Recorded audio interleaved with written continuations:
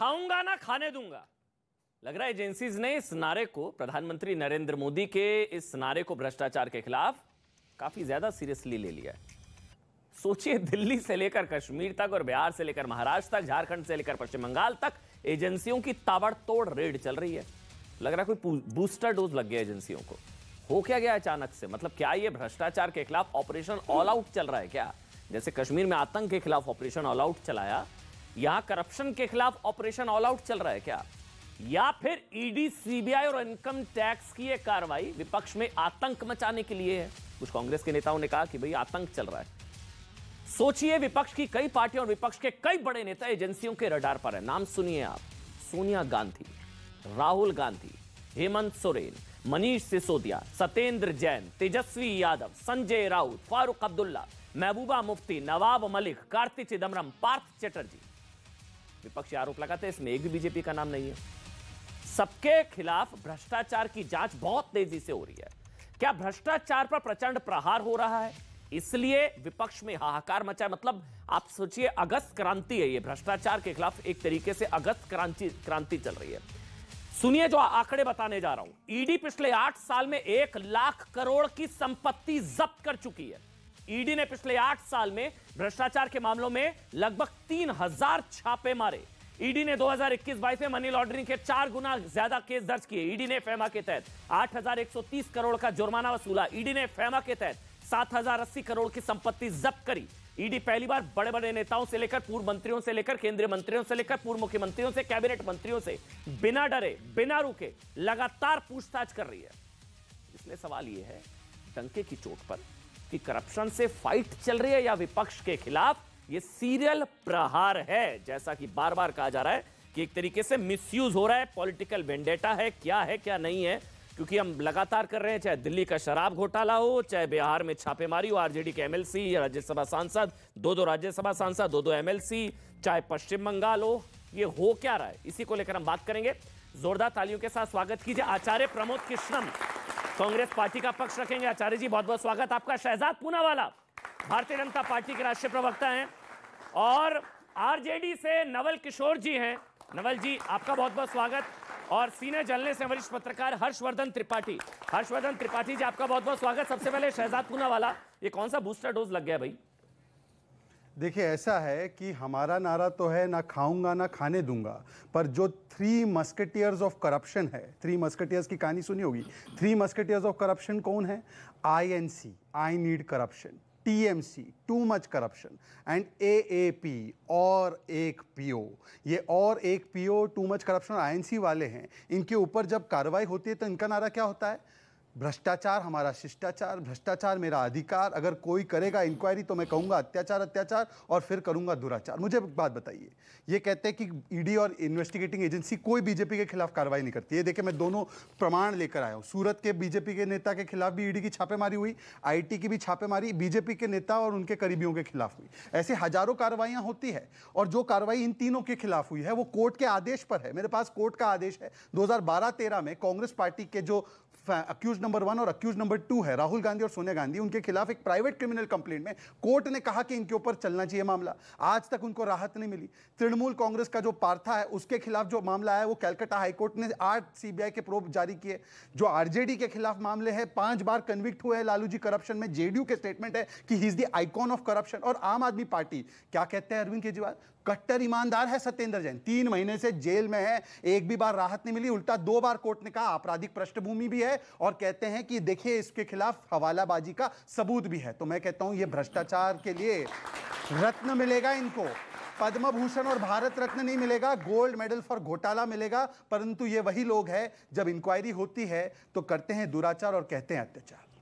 आचार्य प्रमोद कृष्णम, एक संयोग दिखा पिछले दिनों, जब भी करप्शन के आरोप लगे नेता राजघाट गए। कांग्रेस पार्टी पर आरोप लगे करप्शन के, नेशनल हेराल्ड मामले में पूछताछ हुई, कांग्रेस पार्टी के नेता भी राजघाट जाना चाह रहे थे, उन्होंने सत्याग्रह किया। आम आदमी पार्टी पर करप्शन के आरोप लगे, अरविंद केजरीवाल जी राजघाट गए। ये राजघाट वाली इम्यूनिटी, मतलब भ्रष्टाचार के आरोप लगते हैं तो राजघाट क्यों जाना? और देखिए अमन चोपड़ा जी, संकट में जो होता है वही भगवान को याद करता है। CBI ED अगर हमारे घर आएगी तो बीजेपी वाले थोड़ी चिल्लाएंगे, वो तो ताली बजाएंगे। तो अगर कांग्रेस के नेताओं को टारगेट किया जा रहा है तो फिर सत्याग्रह भी कांग्रेस के नेता करेंगे जो कर रहे हैं, और करना भी चाहिए। सवाल ये है अमन चोपड़ा जी कि देश से भ्रष्टाचार मिटाना है या विरोधी दलों के नेताओं को भ्रष्टाचार में फंसाकर भ्रष्टाचार के उस तमाम जाल में उन्हें उलझा करके सिद्ध करना है कि अपोजिशन भ्रष्ट है, पहली बात। और अमन चोपड़ा जी, इस देश में भ्रष्टाचार एक बहुत बड़ी बीमारी है, लेकिन क्या भ्रष्टाचार सिर्फ कांग्रेस के नेता कर रहे हैं, या क्या भ्रष्टाचार सिर्फ आरजेडी के नेता कर रहे हैं, या क्या भ्रष्टाचार जो बीजेपी में नहीं है वो ही कर रहा है? एक बड़ा सवाल है। मेरे कहने से कोई इसमें फर्क नहीं पड़ेगा, ये आप को भी समझना पड़ेगा, जनता को भी समझना पड़ेगा, देश की ब्यूरोक्रेसी को भी समझना पड़ेगा, और इन्वेस्टिगेशन करने वाली एजेंसियों को भी समझना पड़ेगा।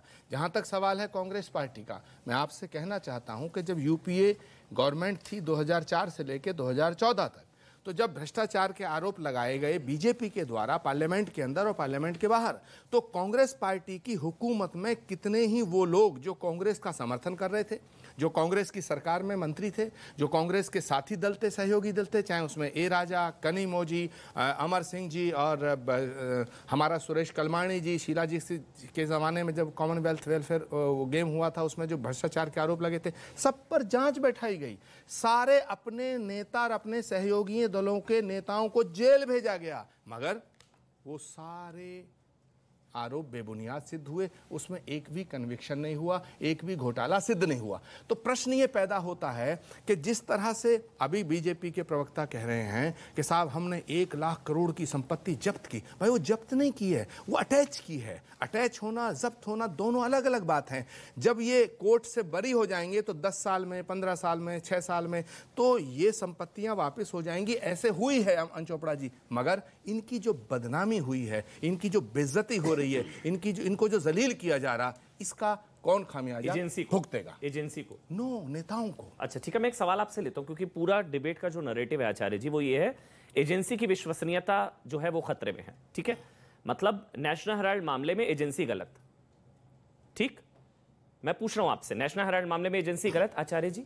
मतलब एजेंसी गलत है और राहुल जी और सोनिया जी सही है? नहीं, नेशनल हेराल्ड का जो इशू है, नेशनल हेराल्ड का मामला तो शुरू ही हमारे कार्यकाल में हुआ। वो तो कोर्ट से सुब्रमण्यम स्वामी के रिक्वेस्ट पे शुरू हुआ। मतलब एक सेकंड आचार्य जी, मेरा सवाल जो है ना, मेरा मर्म ये है कि मतलब नेशनल हेराल्ड मामले में एजेंसी पॉलिटिकल टूल है, ठीक है? ये मैं नहीं कह रहा, ये आप कह रहे हैं, कांग्रेस पार्टी कह रही है आचार्य जी। मेरा जवाब सुनिए ना, मैं ये नहीं कहता कि कोई एजेंसी गलत है। एजेंसी को जो डायरेक्शन देते हैं उसकी नियत पे सवाल है। मतलब एजेंसी का मिसयूज हो रहा है, ठीक है? Yes, absolutely. ठीक है, चलिए, मतलब नेशनल हेराल्ड मामले में एजेंसी का मिसयूज हो रहा है। नेशनल हेराल्ड के मामले में आप जो बार बार कहना चाहते हैं, मैं खुद इसको साफ कर देना चाहता हूं। नेशनल हेराल्ड की जांच का विषय बीजेपी की गवर्नमेंट में नहीं उठा, ये पहली गवर्नमेंट में उठा। आचार्य जी, मेरा सवाल एक बार सुन लीजिए। मतलब मेरे कहने का मतलब है नेशनल हेराल्ड मामले में agency misuse, number 1। Number 2, Maharashtra वाले मामले में भी एजेंसी मिसयूज। मगर तीसरा सवाल मेरा यह होगा आपसे, दिल्ली वाले मामले में सिसोदिया गलत या एजेंसी गलत? तीनों बातों का जवाब दे। नहीं, सिर्फ तीसरे का दे दीजिए। चलो, दिल्ली वाले मामले में आचार्य जी, पहले 2 का भी मैं जवाब दे रहा था, आपने सुना, बीच में काट दिया। नहीं, मैं सवाल आपसे फिर से ले रहा हूं आचार्य जी। दिल्ली वाले मामले में, सवाल समझ गया, दिल्ली वाले मामले में आप ये कहना चाहते हैं सिसोदिया गलत या एजेंसी? एक सेकंड, आप ये कहना चाहते हैं कि अगर कांग्रेस के नेताओं को ईडी इन्वेस्टिगेट करे तो गलत, आम आदमी पार्टी को करे तो सही। मैं ऐसा दोहरा मापदंड अपनाने के पक्ष में नहीं। मतलब आप सिसोदिया के पक्ष में है दिल्ली में? मैं जो कहना चाहता हूं उसे कहने दीजिए। मैं सवाल मुझे नहीं समझ में आ पा रहा आचार्य जी। मैंने आपको ओपनिंग स्टेटमेंट में 2 मिनट नहीं टोका, लेकिन अब मेरा अधिकार है सवाल पूछना। सीधा सा सवाल मैं ले रहा हूं आपसे, दिल्ली वाले मामले में एजेंसी गलत या सिसोदिया गलत? आप किस तरफ है? मैं कह रहा हूं एजेंसी को गवर्न करने वाली नियत गलत। ठीक है, तो चाहे वो सिसोदिया का मामला हो, चाहे वो आरजेडी का मामला हो, चाहे वो कांग्रेस का मामला हो, जो लोग, चाहे वो पार्था का मामला हो जहां 50 करोड़ मिले। नहीं, पार्था के मामले में गलत मैं कब कह रहा हूं? तो फिर सर वहां सही होगी एजेंसी? नहीं, वो तो सबूत सामने है ना। अच्छा, यहां सबूत नहीं। प्रत्यक्षम किम प्रमाणम। ठीक है, जहां प्रत्यक्ष को प्रमाण की जरूरत नहीं होती है। लेकिन क्या नेशनल हेराल्ड के मामले में कोई आपके पास सबूत है? नहीं, क्योंकि जो हुआ नंबर 1 में हुआ, जो हुआ कागज पे हुआ। मनीष सिसोदिया का जहां तक सवाल है, आम आदमी पार्टी का जहां तक सवाल है, अरे भाई एक सरकार दूसरी सरकार को रोज आरोप लगाती है। ये कहते हैं साहब आम आदमी पार्टी भ्रष्ट है, आम आदमी वाले कह रहे हैं साहब हमारे एमएलए खरीदने के लिए 20-20 करोड़ रुपए दिया जाता है। अगर आम आदमी पार्टी सरकार और उनके चीफ मिनिस्टर और डिप्टी चीफ मिनिस्टर इतने गलत बयानी कर रहे हैं तो सरकार को बर्खास्त करिएगा। ठीक है, आप देश को मजाक क्यों बना रहे हैं लोकतंत्र का?